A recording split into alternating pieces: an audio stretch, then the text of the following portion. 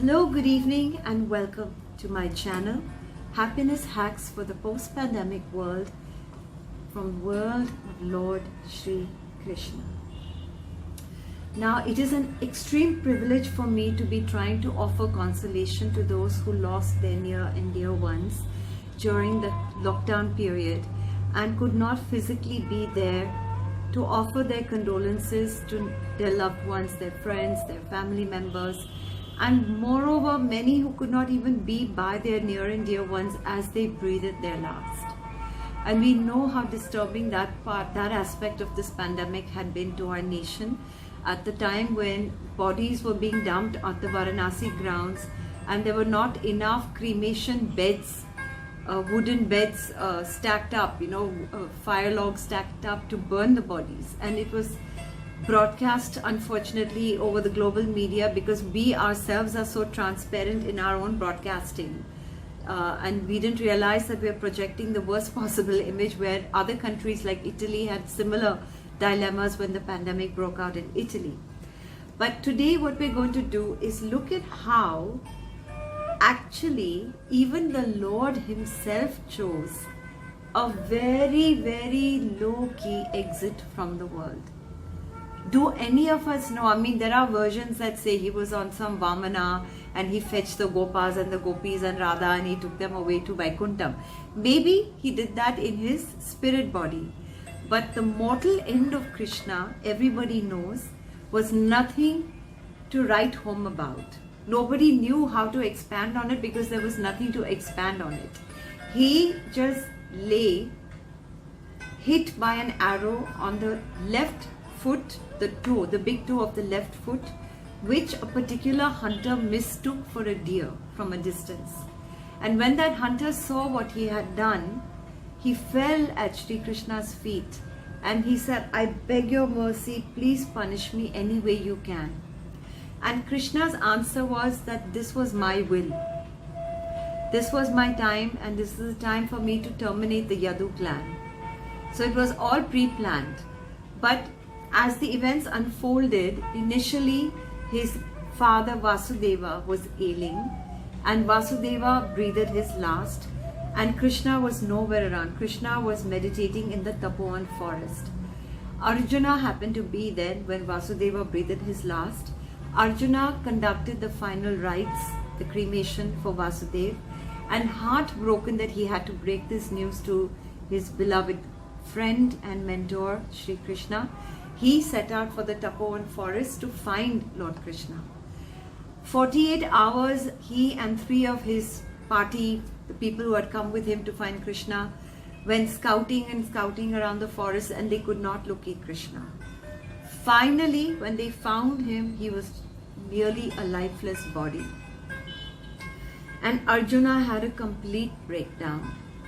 He cried inconsolably because to him, Krishna was never meant to leave. When you see a friend and a mentor who has stood by you in your most challenging experience in life, which is fighting a war, a fratricidal war for justice, and who gave you the divine vision that you could view him in his Vishvarat Roop, in the form where he's at his most terrible and his most beautiful, divulging the fundamental laws of the universe, of karma, of human existence.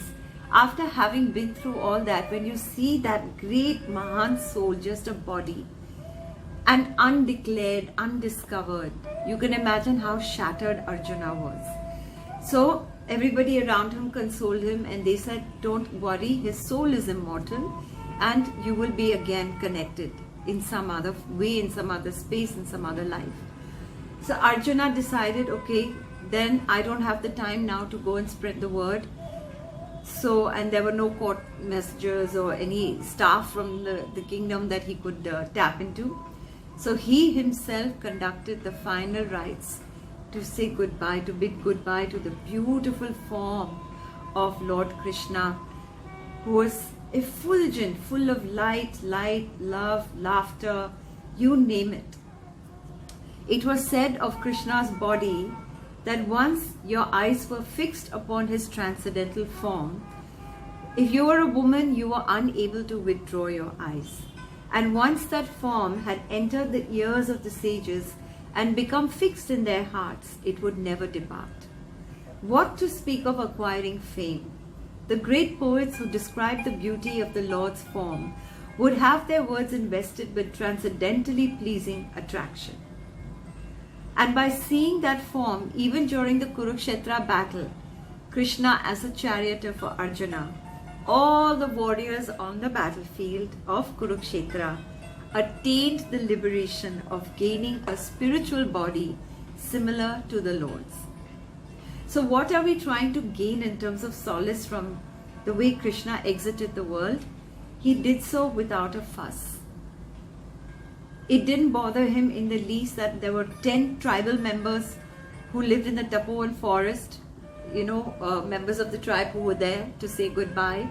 For all his 1,000 wives, his 80 children, his grandchildren, his entire villages that adored and worshipped him. For all that fame and glory, there were all of 10 tribal people from the Tapovan forest and his beloved Arjuna to say goodbye to Krishna during his final cremation. So the message of this whole incident is to recognize that what matters is not how we go from this world and how many people are there to say goodbye to us. What matters, because notice in the Kali Yuga especially, we're also busy. We don't really spend time with people when they're around. What we want to do is make a big hoo-ha when they're gone. We put big messages on Facebook and very, very huge condolence messages, remembering, rest in peace and all. But the society doesn't realize that while that person was around, we didn't really give that person the time of day or give that person the love that they deserved. So that is a very valuable thing to consider. Pandemics will come and go. Unceremonious deaths like this will hopefully never ever visit us again. But even if people go in ways that were not sacred by tradition and were not attended by everybody, what we can learn from this is, if you value the time you spend with people and you value the way you consider and take your own life seriously, you are actually doing a bigger service to your own life. And I would love to bring to one example. Rishi Kapoor passed away. The whole nation mourned his death, but only a handful of people could actually be present. And in that, Alia Bhatt was filming the entire prayer over his body, relaying it to Ridhima, who was Rishi Kapoor's dearly beloved daughter, who had no recourse to flying into Bombay, so she had to take a road trip to Bombay. And her only recourse, her only way to access these final moments, these very, very precious and sentimental goodbye moments, was through the phone, that images coming in through Alia's phone.